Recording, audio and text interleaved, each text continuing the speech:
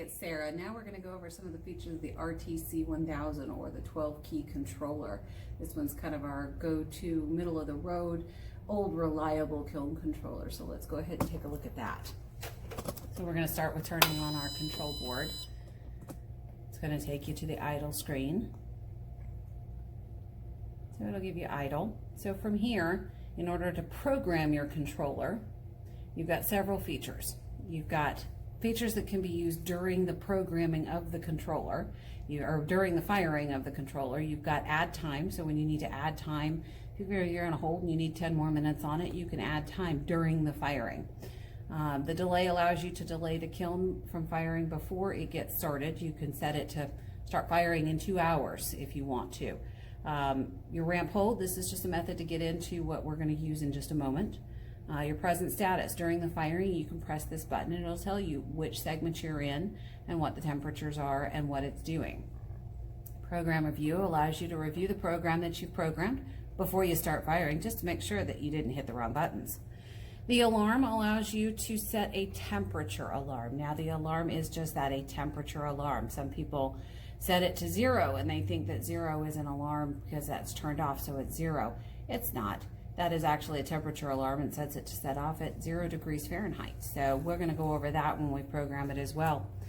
This allows you to go backwards in the menu. This allows you to skip a step during the firing of your program. So if you're in the middle of your fuse and you've realized that you're in the hold and it's gone far enough and you need to stop it and move on now, instead of having to reprogram your controller, you can just skip the step and move on to the next one. So let's go ahead and start by showing you how to program this controller. So when programming this controller, these keys act as, the enter acts as kind of a shift button for whatever is written in blue underneath each one of these buttons. So we're going to start with pressing the enter button. You'll get your dashes across the screen. We're going to choose number 4 for a ramp hold. This controller has 6 user programs, 8 segments per program. So you actually have a lot of options in this one. So we're going to start with just user 1. We're going to do a basic 2-segment program. We're going to choose user 1 and press enter. Now right now it's set up for 8 segments. We're just going to choose the number of segments we want. We want 2 segments. Your screen will read 2, and you just continue to press enter after every entry.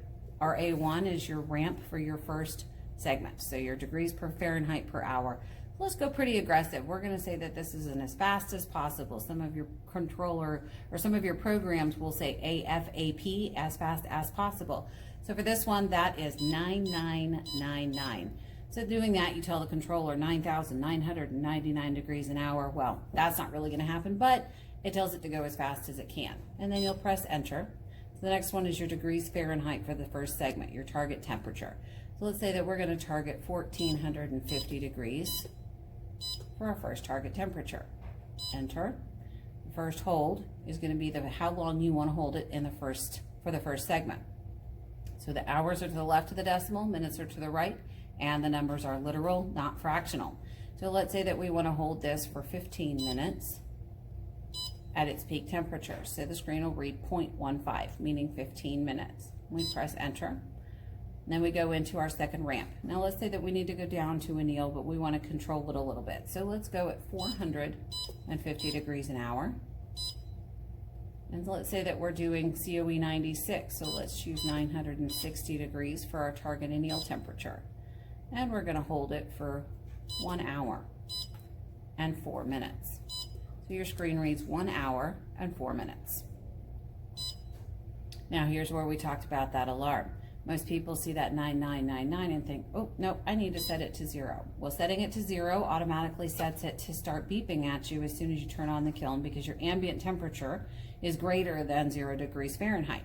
So here, in order to turn off that alarm, you just leave it at 9999 and press enter. Once it goes back to idle, you are ready to fire the program that you just entered in.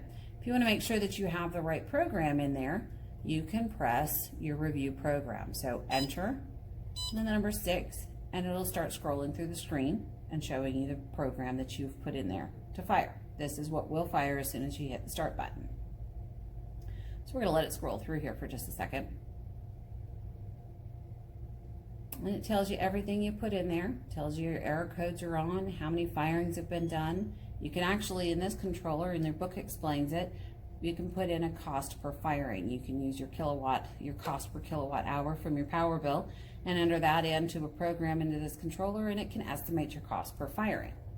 So in order to start this program, we're going to press the enter button. It gives you that, and then press start. And there you go, you're firing.